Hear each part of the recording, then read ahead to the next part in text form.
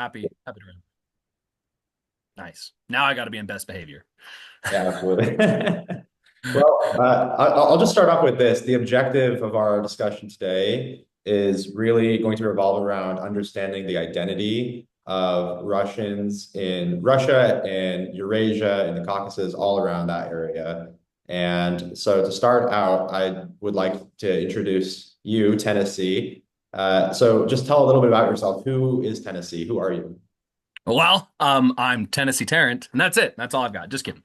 Now, and I am a master's student right now, like I said, wrapping up at Utah State. So I'll be getting my thesis finished up and submitted for publishing come April, and then going on to a PhD. And outside of school, I've always kind of been a history nut, and I've done my absolute darndest to be a traveler when possible. I think it's absolutely fundamental to understanding history is to travel. So as much as as much as I need to be home and doing my homework and learning these languages, I also need to be out and seeing the world, I think, to be necessary. And also I'm, Utah born and bred, a big fan of the mountains and a sucker for the West. So yeah, sucker for the Yeah, Western United States. why don't you tell us a little bit about the most recent uh, traveling that you've done in India, was it right?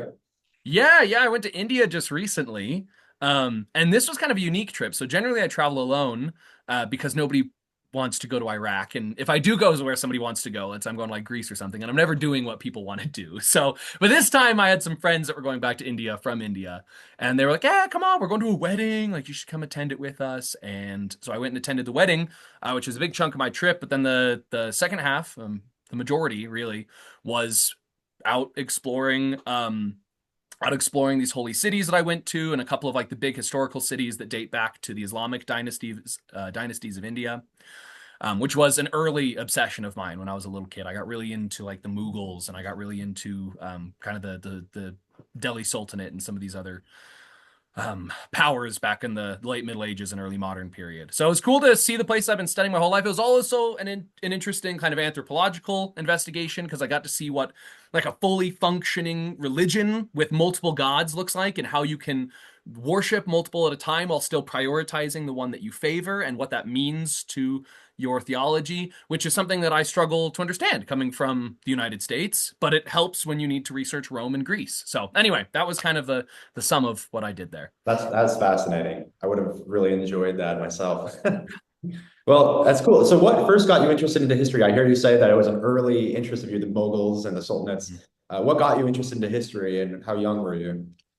Um, well, I need to get to the point where I can stop admitting with embarrassment what got me into history first, because I was very young. It actually, there's not really a time I remember where I didn't love history. It's pretty much always been a part of me. Early on, I was a kid. I liked dinosaurs and sharks and things like that too. But my dad and my grandpa were big fans of history, and my dad in particular would play like Age of Empires and like the video games, like the computer games. And I remember watching over his shoulder and just being blown away. I'm like, what is going on? And like you had little history pages you could read about these people. So I'd play the game and then I'd go read about them.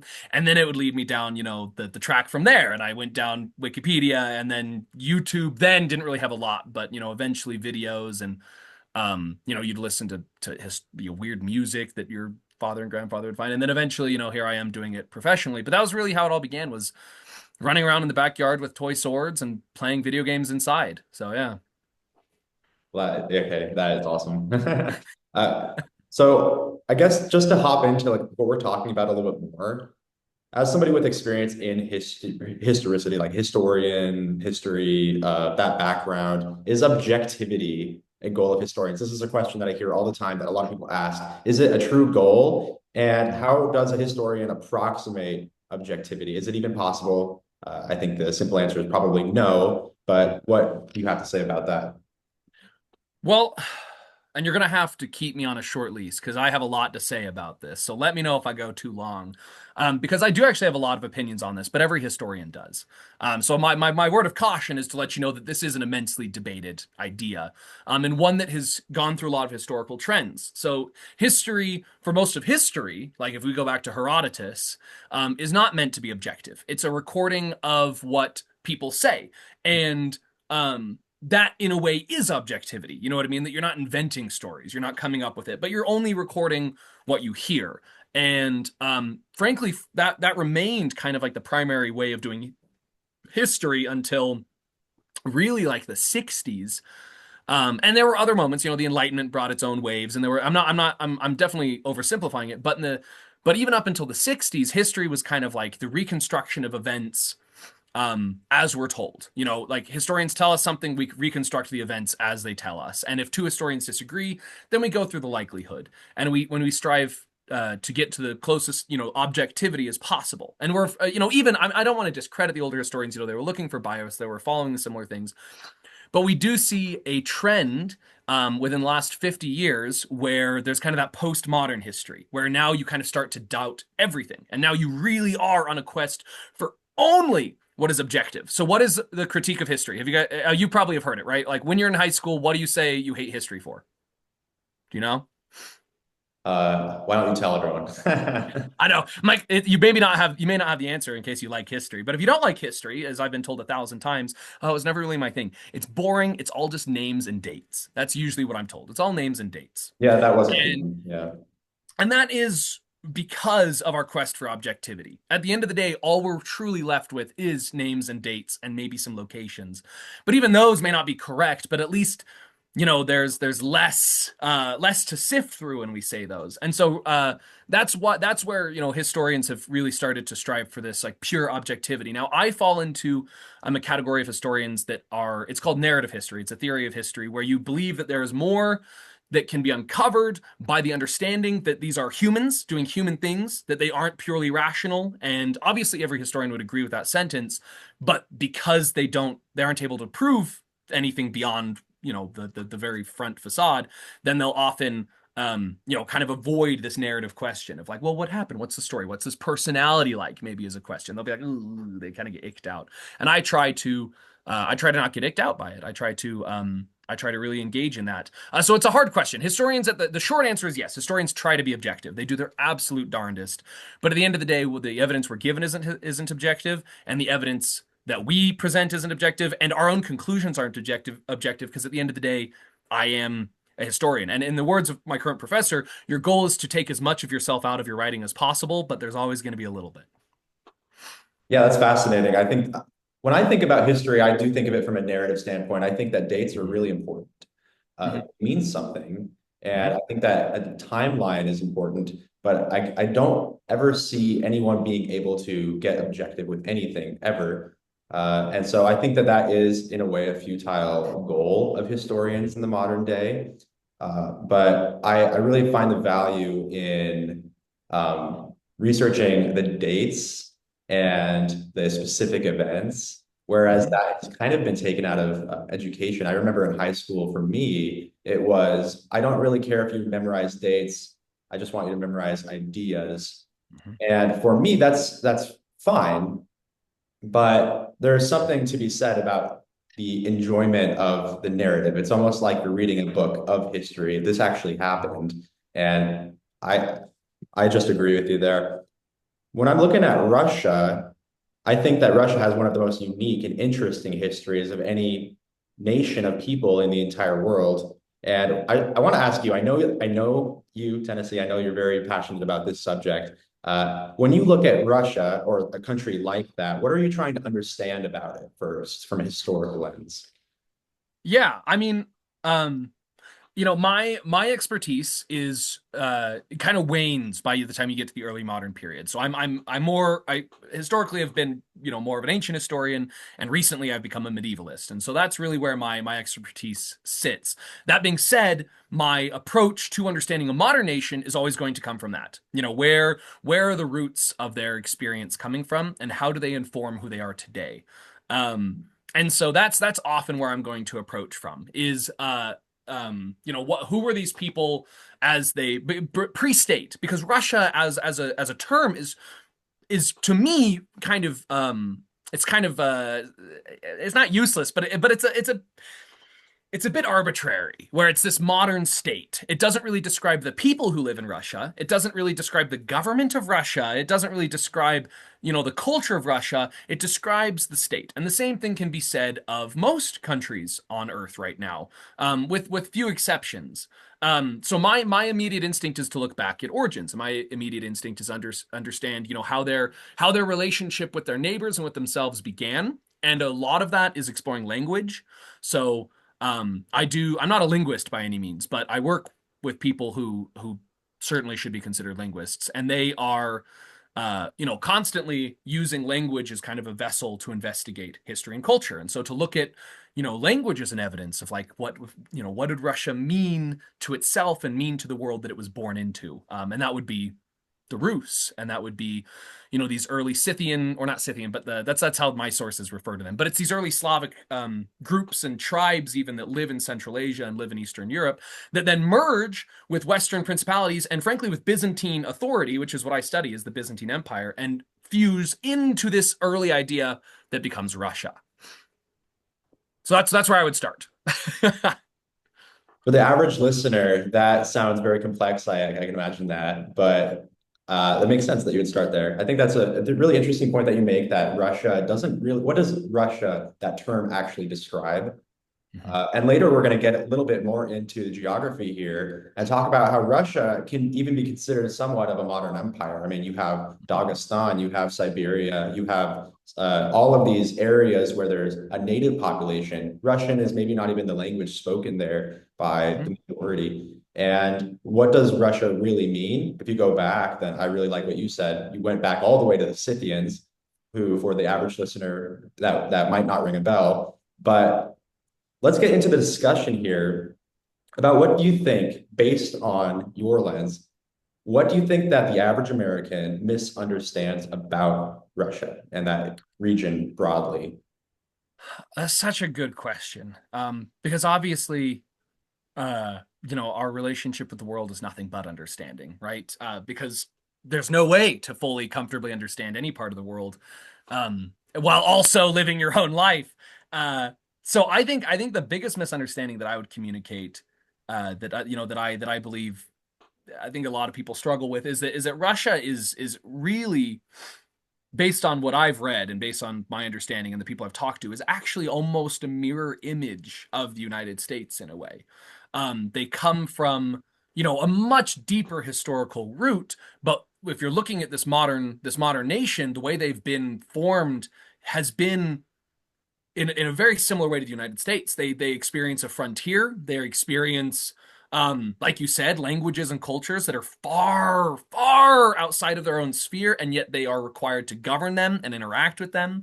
We see a lot of their modern idea of themselves built on the Cold War. And frankly, that's what we are as well. We're very much, intertwined with this idea of the Cold War. Even today, and Russia is, of course, that just on the other side. They've got this like rich, rich cultural heritage that has struggled to survive in the modern industrial world and that has largely been packaged and reproduced for consumption, something that we even unconsciously understand. There's a lot of parallels culturally and politically, between the United States and really Americans and Russians. Even more so now, I would argue, as I think more Americans, and I'm not discussing any political side, but more Americans are uncomfortable with their own government. No matter who you vote for, many people are expressing dissatisfaction, and that's something Russians are very comfortable with. You know what I mean? So suddenly we can be like, how do Russians live under a horrible dictatorship?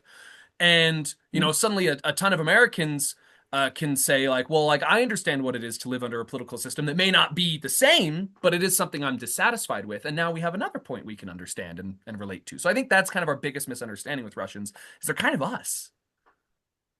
That is something I've never actually considered, that they're a mirror image of us in a lot of ways. They have their own frontier. We had our frontier. They've expanded. Whether they've expanded for security or opportunity or maybe something else is up for a question. But I think that it really mirrors a lot of what we've done in the past as well.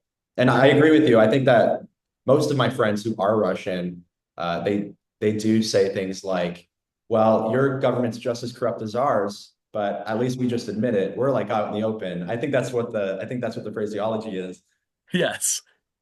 But I think that the geographical uh, lens on this, I think that the geographical angle is really interesting. So you have this big frontier. You have all these people who are either south or, in Russia's case, it was Tsar Peter, right? Peter the Great, who expanded east all the way to the end of Siberia, all the way to Kamchatka Peninsula with and the Bering Strait. You have these plethora of languages and cultures that kind of get absorbed into what is really like an empire, similar to the United States.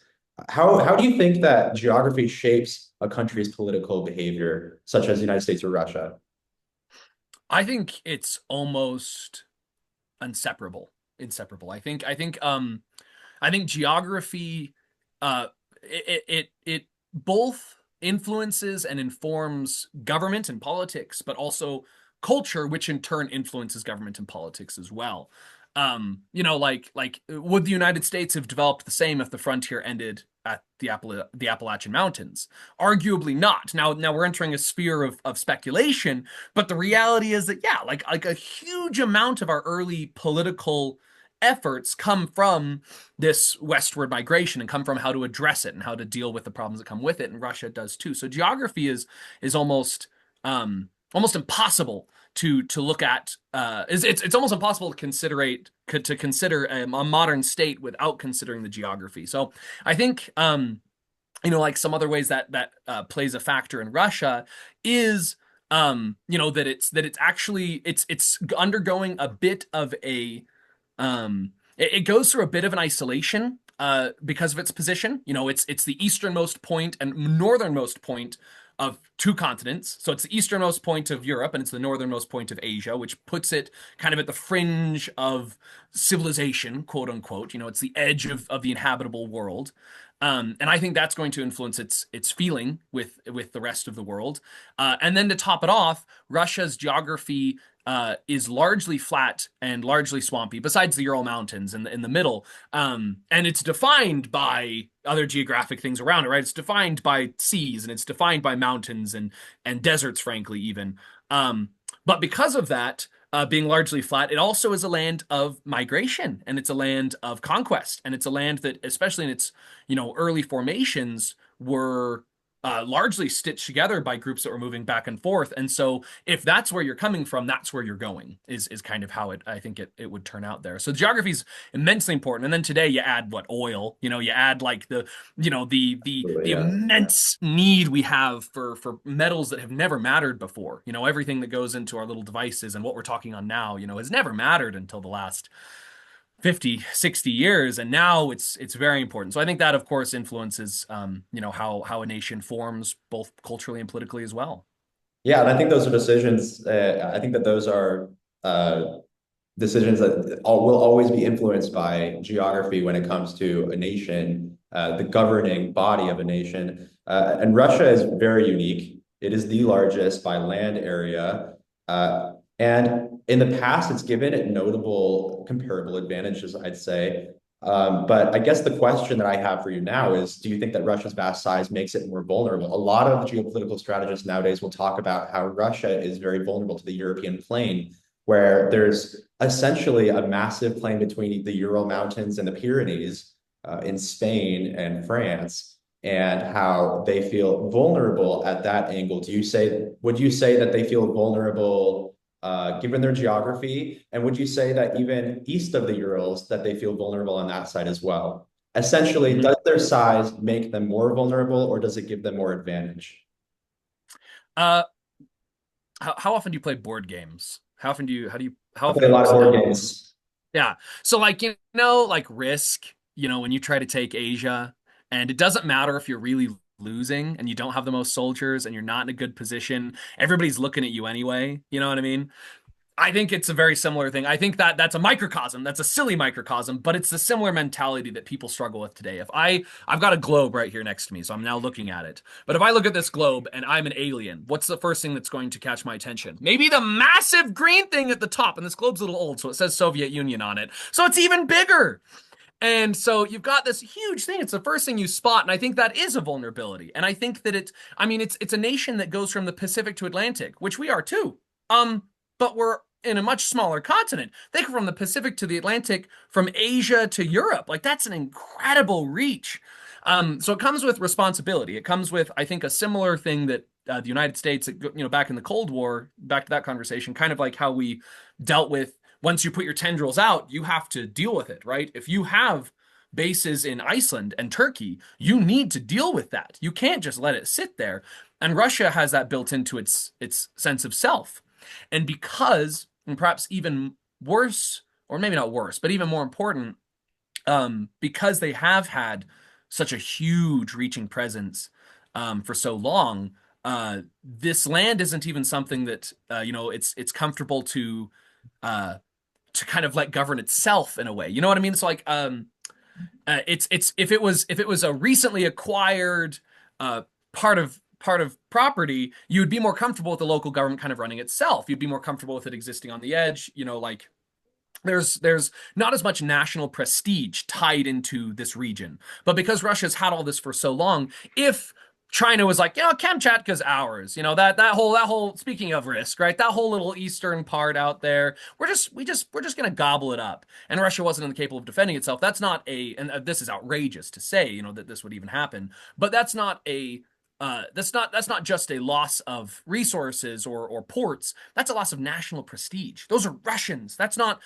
some Far Easterners. Those are Russians, and they may speak another language. There are other languages spoken now. There are quite a few, but it doesn't matter because nationhood is developed so intensely that now these huge plains, like you mentioned, what Russia is virtually is a plain on one side of the Urals and a plain on the other side of the Urals, is suddenly key to understanding yourself and key to defending yourself. So yeah, I do think it's in a way a disadvantage. And I think in a way it's always going to be a problem with their interactions with Europe because to Russia is the mean guy with his back to a wall to Europe for not just recently. This is not just me talking about the last 10 years. This is hundreds of years. Every time, a nation gets embroiled in the East, Russia's involved since, frankly, Peter the Great and earlier in some way. And so I think that there's this kind of like built-in perspective of this looming accessible power that the United States and even like England in its heyday of the colonial heyday didn't quite deal with, right? You're separated by water, and you have this idea that if you're Britain in India, that you can be repulsed out of India, and you've lost India. You haven't lost Britain, and they do get repulsed, right? It's during the 40s and 50s we see the protests and we see them move out, or a little earlier, 30s through 50s. But anyway, you see this ability to lose a little bit more. In the United States, frankly, right, we can say, nah, we don't need to run the Philippines anymore. We'll just put a base there, and we haven't lost the United States. But if Russia says, oh, I don't need to run Dagestan anymore, they've lost Russia. And they've lost Russian territory. And they can feel, I think, that encroaching. And they can feel that, frankly, it's just a long walk to their capital. It's a long walk to whatever a person wants in Russia. And there's not really there's not a boat ride or a mountain climb for most of it. There is. I'm oversimplifying, but you know what I mean. Absolutely. And I guess I look back to certain examples of Russia being pushed against a wall. Mm-hmm. Notable examples like Napoleon's invasion of Russia, the Battle of Borodino, Mm-hmm. early 19th century. We're looking at, I would say, some of the events of history that really developed the Russian identity. And I think that that's an interesting way of saying it, a mean guy backed up against a wall. How do you think that countries use history to shape their national identity? And in this case, Russia. Oh man, man, man, man. That is such a good question. There's a whole field of study actually. It's called memory studies, and there's actually several fields, but that's one of them that investigate how a nation uses history. Because history, part of the reason I love engaging in history is because to me it does feel a little apolitical. It's like like you know what, like everybody I'm writing about has already been dead for 800 years. Like the Byzantine Empire which is what I study, fell in 1453 to the Ottoman Turks. So I'm at least 550 years removed from any person that is that I'm interacting with in my studies. Now that being said, it's a lazy thing to say that it's apolitical because it isn't. Because if you go to Greece and Turkey, you realize that this debate, these historical figures that I feel like are dead and far away, are very much living. And of course, as the United States, we understand that through the Civil War, right? Where even though it's 150 years ago, nobody's alive to remember it. It still very much informs our politics. It informs it informs our cultural spheres, and it informs our perspectives of each other, right? The backward Southerner was a stereotype in the antebellum period, and it's a stereotype that many people in the United States politics leverage for their own constituency. And so it's something that is deeply intertwined with us, is how our history informs our modern our modern sense of self. And Russia deals with that greatly, where really Russia, what we're looking at in its early days is it's Muscovite. It's through Moscow. So its state is Moscow. That they may rule other places, but that is itself. And if you exist in that, then you are not a functioning modern state. And so many countries had to go through this. You have to redefine yourself. And through redefining yourself, you have to cope and you have to manipulate the things that you've gone through. So you can't be Mongol if you're Russian. That's uncomfortable. But the Mongols ruled Russia for 200 years. It was like 1420s, if I recall, when they were when they were pushed out. And so you have to form yourself. Well, for Mongol, if and I use Mongol because it's the historical Mongols, then what does that mean for our current sense of self? We're Asian, but Europeans, Europeans will then see you as differently, or Russians will see themselves differently because of it. And so um, I think that Russia does use these tools, like you mentioned, Borodino. It uses these national crises. It uses these as methods to define itself and as methods to protect itself. And as they see themselves, under this 200-year assault, which the regime can use. It's not true. Russia hasn't been under a 200-year assault necessarily, but the regime can use it. They can justify from the Cold War to World War II, World War One, and then before that you hit like the Ottoman Wars. You hit the like you can go into rebellions in Eastern Europe, and then of course, like you said, Napoleon. Who am I kidding? The Crimean War. Was there any more direct invasion of the West into Eastern Europe? The Crimean War is a massive one. So you have all these invasions that does allow the Russian state to build that identity as we will do whatever it takes to survive because everybody else will do whatever it takes to make sure we don't, potentially. Yeah, brilliant answer to that question. Uh, I can't help but think that, or wonder whether the narrative that a country builds around itself actually matters more in the development of a culture and an identity than what actually took place. A And 100%, 100%. Sorry, go on. I keep talking, but I agree with you wherever you're going. Yes. yeah, so is narrative more powerful than the actual past events? And if so, how? obviously we have so many stories in our head that defy reality because we're all individual people. And at the end of the day, if most people's reality was like if most people's narrative was defied by reality, we would still choose our narrative. Because to me, and this is part of my historical approach, reality is narrative. It doesn't matter if an emperor was a good or bad emperor. What matters is that people felt he was a good or bad emperor, and that he's remembered as a good or bad emperor. And that's, what we're left with, and that's how he's going to influence the world. He could have had a good heart, and he could have been trying his best, and he could have been making relatively sound policies. But at the end of the day, what really changes the world is how he's seen. And so Russia's reality may or may not be how they reflect themselves or how the world looks at them. But what is going to influence politicians and common people is going to be the narrative. And like you mentioned earlier, right? When you asked me what misunderstandings do Americans have about Russia, that's the reality to us. If a tree falls in the forest and nobody hears it, does it really fall? You know what I mean? It's the same kind Yeah. of idea where if something happens but nobody notices, did it really even happen? Yeah, and this leads into kind of another question that I have. Is it possible for different civilizations that follow different paths do different things and go in different directions, and they, become antagonistic towards one another? Is it possible for them to do different paths without falling behind or being wrong? Is it possible that Russians are right and that Americans are right, or that everyone is maybe right in their own narrative path? And if so, how do we reconcile that within our own Mhm. paradigm? It's so hard. It's so hard. Russia's never been a democracy. It's never experienced that, and it's not the only country to experience that. And I know that's controversial. Some would say like, well, like they have elections and stuff. But at the end of the day, absolutism is a comfortable thing in Russian history. It seems to be where they return to frequently.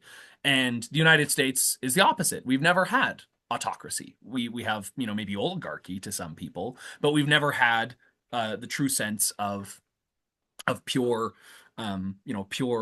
monarchy or something, at least not in our actual nationhood. So that being said, there's already mountains of division between those two systems. However, at the end of the day, um, what we're looking at today is a perspective that goes back a while. It goes back to the Enlightenment, where we have to view history as a linear progression. If we're going to be comfortable with where we are now, we have to say that people who are in the past were wrong and dumb. Otherwise, we'll never be comfortable with what we are now. Historians don't do that. I'm not saying historians do that. I'm saying that's what the world has to do to justify its own existence. That being said, if there's a linear progression, then there are places that you can be that are backwards or wrong. And because those exist, you can put modern nations into that as well. And then if you add the fact that we're living in somewhere, we have to live somewhere, right? So I may be in Botswana or Russia or Switzerland or the United States. I can still say, well, I'm the peak of civilization and everybody else has to follow behind. Or maybe there's something I want to be and they're the peak, but I'm still looking to the peak. So the hopeful answer is yes, it has to be reconciled. It must be. But the answer that is potentially more realistic right now is that the way that we view world history and the way that you view world progression, somebody has to be behind. Somebody has to be a loser. And because of that, there's always going to be that grappling for who sees everybody else as a loser. And it's horrible to say. Absolutely. I think that all narratives are built behind an idea that someone else is behind, or Mhm. that someone else is the loser. I really think about how the idea of the Cold War was so influential to how we understand Russia even today. There was Mhm. the Soviet Union, it was a powerhouse, really. Obviously, the United States, especially post-World Wars, powerhouse. And I think of Russia in terms of eras. I think of it like there's the Tsar, and then Mhm. there's the Revolution, 1917, and then there's the Soviet Union. We get to about 30 years ago, and there seems to be this revolution once again, a transition away from the Soviet Union. Uh, I guess it would be really interesting to me and to the viewers to get your perspective on why you think that maybe that transition didn't quite work how it was intended. You said that Russia's never been a democracy. The idea was to transition Russia into a form of democracy. So why did that not work? And how long does it really take for a country's political culture to change, if ever? Well, we'll have to use hindsight because arguably Russia did go through quite a few changes in the Tsarist period. As Americans, we wouldn't see them as changes because there was still a Tsar. But Peter the Great is a massively different Tsar from Ivan the Terrible, and they're only 150 years apart, a couple hundred years apart, I think. It depends on how you on how where we're counting ages. But anyway, they're separated by a fairly small amount of time in the grand scope of things, and so we need hindsight to really make that call. However, yeah, it didn't necessarily work in Russia, right? They did have some governmental shift, but you could argue is there really much different between the Soviet Union and modern Russia? Did policy really change? Did national perspective of themselves really change? Did the way that the world sees them really change? What actually altered and why it didn't alter is a couple things, and one of which is this lists tradition, right? Where are you comfortable? What is the right way to govern is being imparted on them. It's democracy. Of course it's democracy, but democracy isn't guaranteed. And if you want to read about a failure of democracy, read Thucydides. He does nothing but talk about the failure of democracy. So, but on the other side, dictatorship can be despotic and oppressive. And so I'm not justifying one way or the other. I'm just saying that if you're coming from a system traditionally one way, then you're just going to want a better version of that system. If America collapsed and changed, would we really get rid of the president, or would the president just do something slightly different? And the other problem too is our view of world nations is changing. And that's part of their existence, is that there's no longer regional entities that are different than Russia but ruled by Russia. Now it's all Russia, right? That's part of nationalism that develops in the last couple hundred years. And so because of that, for a nation to shift and remain Russia, how much can it really change? And frankly, Russia, if Russia was left on its own terms, potentially they would change more or less. But we're looking at is globalism, and there's a lot of people involved than just Russia during their transition. So That's very interesting. Okay, well, that wraps that up. A great discussion on really the identity of Russia, how to understand it from a Western lens, and if there's anything that you could leave in about 20 or so seconds, what would you leave with a viewer, how to understand Russia and how your understanding of the West has changed? I love researching Russia. It's one of my favorite regions in the world, and I think I think as I've studied it more and more, and as I've studied anywhere, and as I've traveled anywhere, all I realize is that humans are all the same, no matter where we are. We have no differences. We want to be clean. We want to be loved. We want to be happy. And I think the more I experience Russian history and Russian culture, the more I experience anywhere in the world, that's the only answer I'm left with. All right. Well, thank you so much, Tennessee.